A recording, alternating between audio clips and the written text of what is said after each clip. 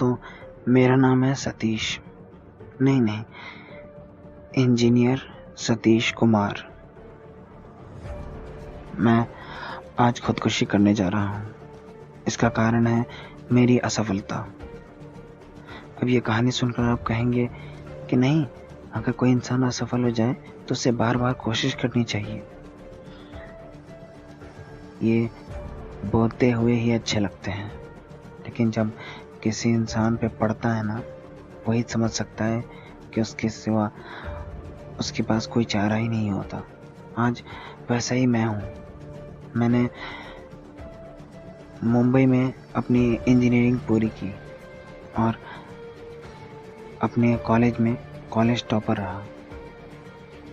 उस वक्त मेरे पास बहुत सारे ऐसे ऑफ़र आए जब मैं अपनी लाइफ सेट कर सकता था, लेकिन मेरे टॉपर वाले घमंड ने मुझे ऐसा करने नहीं दिया। मैंने सोचा कि मैं तो ठीक ठाक इंजीनियर बन चुका हूँ, क्या मैं किसी भी कंपनी में काम कर लूँ? शायद उस समय मेरे मन में ये चल रहा था कि मैं किसी छोटी मोटी कंपनी में कैसे काम कर सकता हूँ। बस इसी ने मुझे बर्बाद कर दिया। दोस्तों, इस तरह बर्बाद किया कि आज मैं खुद की ज़िंदगी को बर्बाद करने जा रहा हूँ। दरअसल बात ये हुई कि मैं एक बहुत बड़ी कंपनी में अपनी जॉब के लिए अप्लाई किया था। उन नाम नहीं लूँगा, वरना उस कंपनी पर भी केस हो जाएगा। जब मैंने उसके लिए अप्लाई किया तो मुझे एक एग्ज़ाम में पास होना था। उसमें कुछ बहुत बड़े बड़े टास्क दिए हुए थे। मैं उस एग्ज़ाम में मैंने अच्छा किया, मेरे हिसाब से मैंने बहुत अच्छा किया, लेकिन उसके बाद जो हुआ वो मेरी ज़िंदगी का सबसे बुरा समय था। जैसे मैं बाहर निकला, एक अच्छे खासे ड्रेस में एक लंबा चौड़ा आदमी मुझे हाथ पकड़कर एक ऑफिस में लेकर गया, जो बिल्कुल उस एग्ज़ाम रूम के पीछे बना हुआ था। ऑफिस प्लाई बोर्ड्स के ही बने हुए थे, लेकिन इस खूबसूरती से बने हुए थे कि लगता था कि इसमें तो राजा महाराजा रह सकते हैं। उसने कहा, देखो, इस एग्ज़ाम में बहुत लोग आते हैं और जाते हैं। तुम्हें पता है कि अगर एग्ज़ाम में तुम पास हो गए तो तुम करोड़ों का बिजनेस खुद से खोल सकते हो।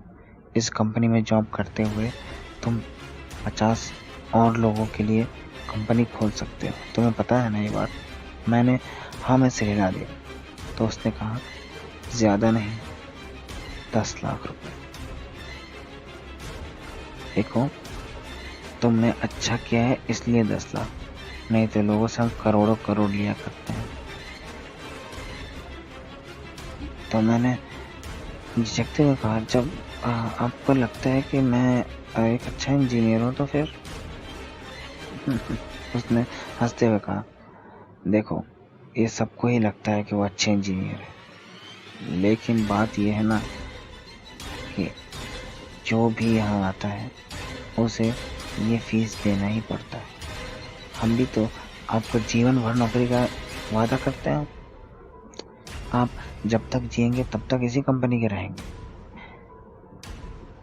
जब आप 90 साल के हो जाएंगे तो आपको खुद रियलाइज़ होगा कि वाह, उस समय का 10 लाख कब 10 अरब बन चुका है। मैं उसके इन फालतू बातों में आ गया और मैंने अपने घर से ये डिमांड कर दी कि अगर मुझे 10 लाख रुपए मिल जाए तो मैं एक अच्छी नौकरी कर सकता हूँ। मेरे पापा यही चाहते थे कि मैं एक अच्छी नौकरी करूं, चाहे उसके लिए कुछ भी करना पड़े। हमारे गांव में एक ठाकुर साहब थे। पापा ने हमारे घर को गिरवी रखवा दिया। इसका मतलब ये था कि अगर वक्त आने तक मैं पैसे नहीं चुका पाया तो वो घर ठाकुर साहब का होगा। ठाकुर साहब खराब नहीं थे और 1-2 साल का और टाइम दे देते, लेकिन एक कर्ज जो होता है ना, इंसान को खाए जाता है। बस ऐसा ही कुछ हुआ मेरे साथ। मुझे लगा देखिए कोई प्रॉब्लम नहीं है, मैं ये 10 लाख रुपए इनको दूंगा और कुछ दिन बाद मेरी नौकरी लग जाएगी और मेरी तनख्वाह तो 1.5 लाख रुपए ही होगी। तो लगभग मैं 6 से 7 महीने में उनका सारा कर्ज वापस कर दूंगा।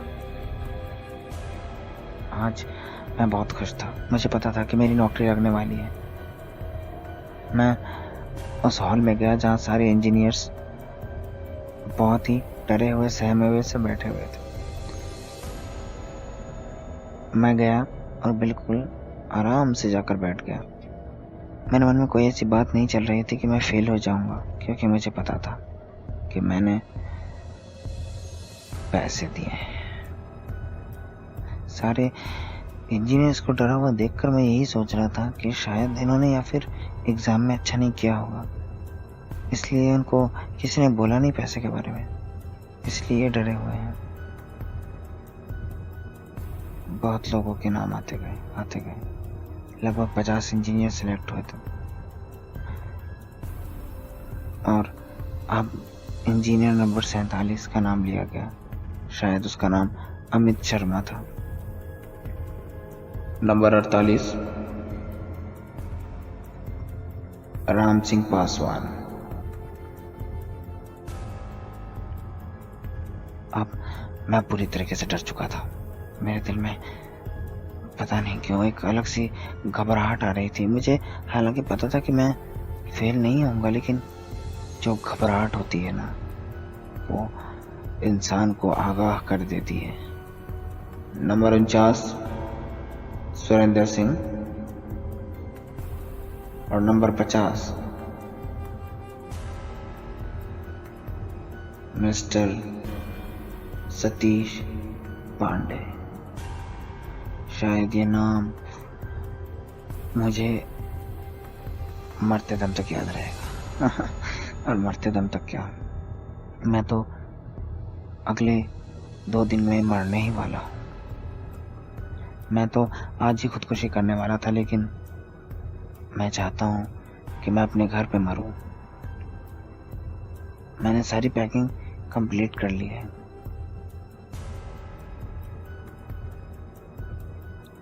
लेकिन मैं पहले आपको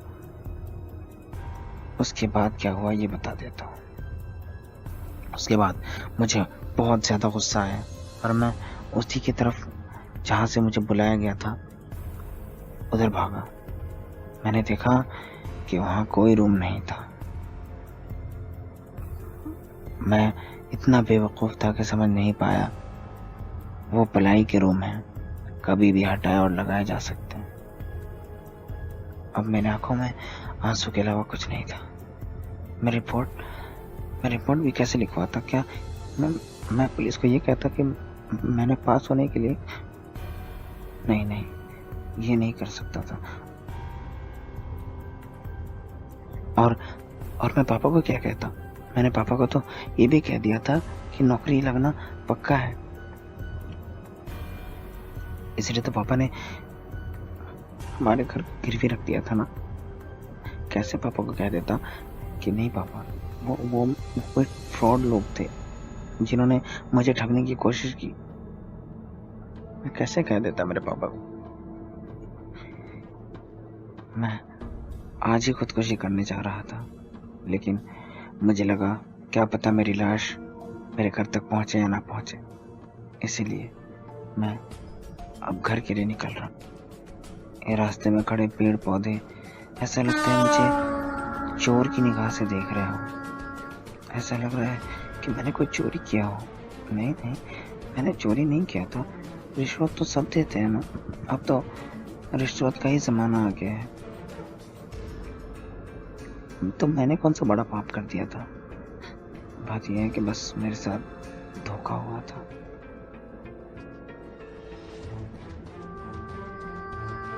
जब मैंने अपने दोस्त को ये बात बताया तो मेरे दोस्त ने भी कहा कि ऐसे फ्रॉड लोगों के चंगुल में तो कैसे फंस सकता है, तो इतना पढ़ा लिखा इंसान है।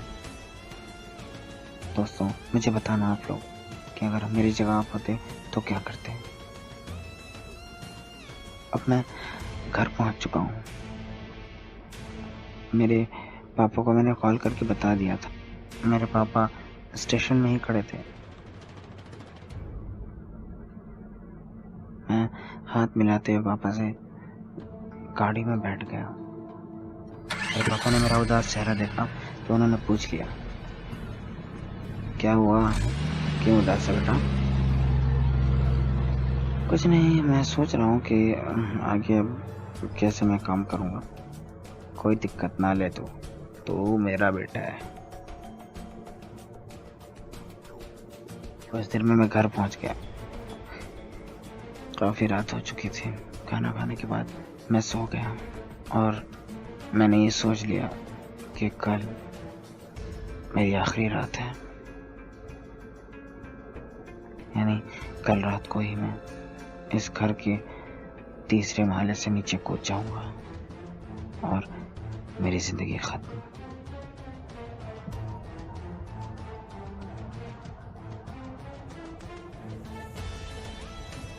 लेकिन लगता है जिंदगी में कुछ और ही मंजूर था। मैं सुबह उठा तो एक भीनी भीनी सी खुशबू आ रही थी। ऐसा लग रहा था घर में कुछ अलग बन रहा है, मतलब कुछ स्पेशल। मैं सुबह उठा, मैंने मुंह हाथ धोया और चारों तरफ देखा। मैं किसी चीज को भी देख रहा था, मेरे मन में बस यही बात आ रही थी, शायद मैं इसे अब आखिरी बार देख रहा हूँ। मैंने फैसला किया कि जिस म्यूजिक स्कूल में मैं बचपन में पढ़ा करता था वहाँ जाऊँगा और एक दो दोस्तों के घर भी जाऊँगा जहाँ मैं बचपन में खेला करता था बिना किसी डर के। मैंने पहले स्कूल में कॉल किया तो स्कूल के प्रिंसिपल ने जब सुना कि गांव का इकलौता इंजीनियर उनके स्कूल आने वाला है तो वह काफ़ी खुश हुए और उन्होंने कहा, बिल्कुल बिल्कुल बेटा, आपका ही स्कूल है, आ सकते हो। सुन के थोड़ा अच्छा लगा, लेकिन उन्हें क्या पता था कि मैं इसलिए आ रहा हूँ क्योंकि मैं इस दुनिया से जाने वाला था। फिर मैं निकल पड़ा घूमने। अंदर से एक बहुत खुशी भी थी कि मैं अपने दोस्तों से मिलने जा रहा हूँ, लेकिन उदासी इस बात की कि आखिरी बार। ऐसा नहीं है कि मैंने ये नहीं सोचा कि मेरे बाद मेरे परिवार का क्या होगा।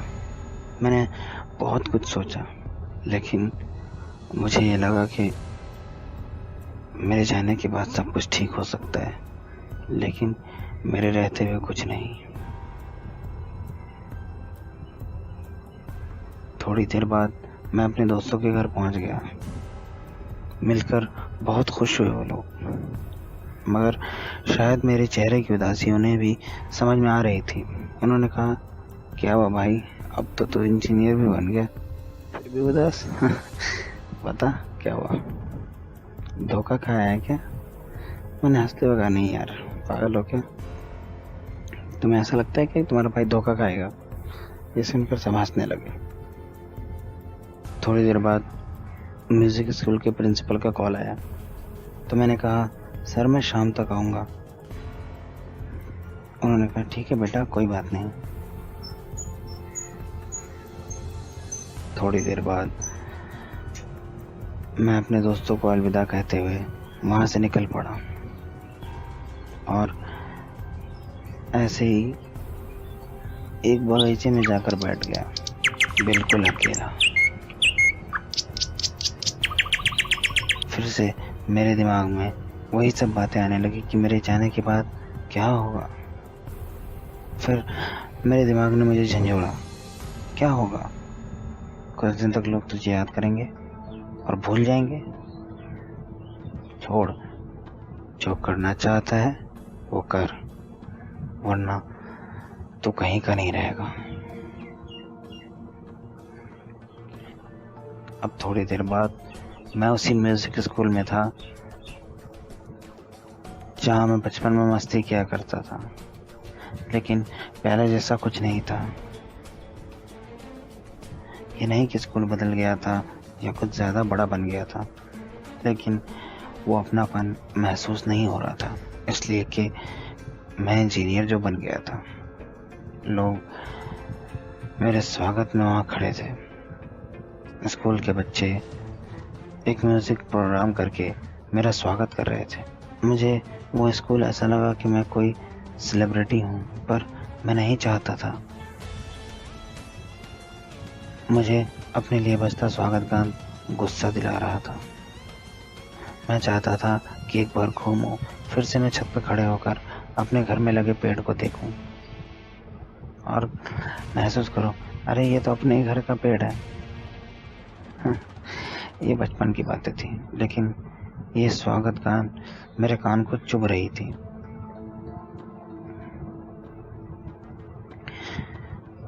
मैं ये सोच रहा था कि क्यों मैं इंजीनियर बना, और वो भी गांव का इकलौता। ऐसा नहीं है कि मुझे इंजीनियर बनने का शौक नहीं था, लेकिन मैं नहीं चाहता था कि अपने गांव में ही मैं एक सेलिब्रिटी बन जाऊं। थोड़ी देर बाद वहां से निकला तो फिर घर आया। घर पे मम्मी ने मुझे बहुत डांटा। उन्होंने कहा, सुबह उठकर चला गया, तुम्हारे लिए मैंने इतने अच्छे से नाश्ता बनाया था और फोन भी यहीं छोड़कर चले गए, कहाँ गए थे तुम? मैंने कहा, कहीं नहीं मम्मी, वो मैं थोड़ा घूमने गया था। तो पापा ने बचाव में कहा, अरे बहुत दिन बाद गाँव आया, चलो कोई बात नहीं, दोस्तों के साथ ही खा पी लिया होगा। लेकिन सच बात तो ये है कि मैंने शाम को म्यूजिक स्कूल में थोड़ा सा नाश्ते किया और कुछ नहीं खाया था। सच कहूं तो अब खाने पीने से दिल उठ गया था, पर अब मैं सबसे मिल चुका था। मेरे दिल को थोड़ी शांति सी महसूस हो रही थी। रात के कुछ 8 बजे होंगे। सब खाने के टेबल पर बैठे हुए थे। मैंने खाना खाया और मैंने कहा कि मैं जा रहा हूँ सोने, और मैं चला गया।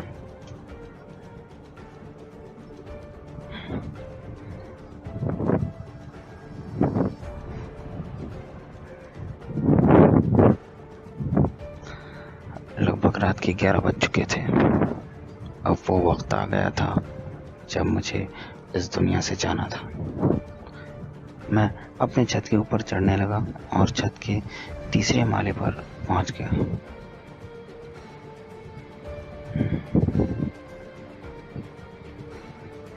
जो पहला माला था वो हमारा था, बाकी दूसरा और तीसरा किसी और का था।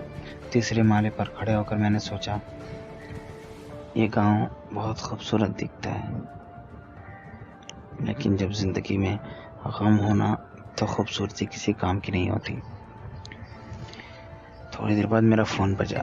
मैंने देखा, वैसे भी मैं उठाता तो नहीं, लेकिन मैंने देखा कि शायद एयरटेल कंपनी वालों का है, क्योंकि वो +01 से स्टार्ट था। मैंने सोचा कि कंपनी वालों को भी पता चल गया है कि मैं खुदकुशी करने वाला हूँ, और तभी मेरे पापा के ऊपर चढ़ने की आवाज़ सुनाई दी। मैंने सोचा कि मेरे पापा के आने से पहले मुझे खुदकुशी कर लेनी चाहिए। मेरा फ़ोन लगातार बजता ही जा रहा था, जिसकी वजह से पापा मेरी तरफ देख सकते थे। वो छत काफ़ी बड़ा था, लेकिन वो फ़ोन बजने की वजह से हो सकता है कि पापा मेरी तरफ आए। जब तक मेरे पापा ऊपर चढ़ते, मैंने छलांग लगा दी।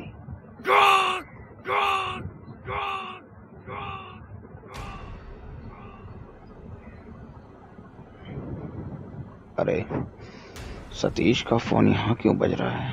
किसने चिल्लाया? नहीं, लगता है कोई नीचे चिल्ला रहा है। चलो पहले देख लेता हूँ फोन किसका आ रहा है। हेलो, क्या सतीश की जॉब लग गई? किस कंपनी में? वो अमेरिकन कंपनी में? रुक जाओ, मैं सतीश को जाकर बताता हूँ।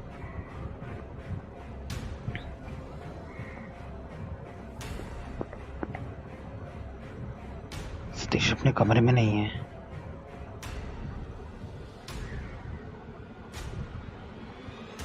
कैसे रहता, मैं मर चुका था और काश मैंने वो फोन उठा लिया होता तो मैं खुदकुशी नहीं करता। दरअसल मैंने इंजीनियरिंग कॉलेज से निकलते ही सबसे पहले अमेरिका के एक बड़े कंपनी में अप्लाई किया था। मुझे बिल्कुल भी उम्मीद नहीं थी कि मैं उस कंपनी में सेलेक्ट हो जाऊंगा, लेकिन देखिए ना किस्मत, मरने के बाद मैं सेलेक्ट हो गया।